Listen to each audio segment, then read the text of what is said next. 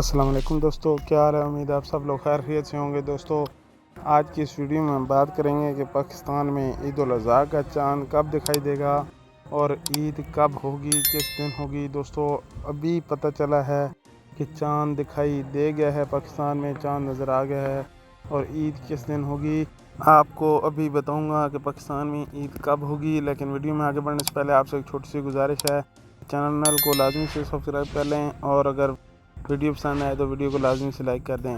دوستو، بڑھتے ہیں اپنی ویڈیو کی طرف۔ اور ابھی روایت الحال کمیٹی کا اجلاس جاری تھا جس میں چاند کا اعلان ہونا تھا، تو دوستو ابھی اعلان ہو گیا ہے، شہادتیں موصول ہوئی ہیں کہ چاند دکھائی دے گیا ہے اور کل پاکستان میں یکم ذی الحج ہوگی اور پاکستان میں عید الاضحیٰ 29 جون بروز جمعرات کو ہوگی اور پاکستان میں عید الاضحیٰ کی 4 چھٹیوں کا اعلان کیا گیا ہے۔ 28 جون سے لے کر 1 جولائی تک 4 چھٹیاں ہوں گی۔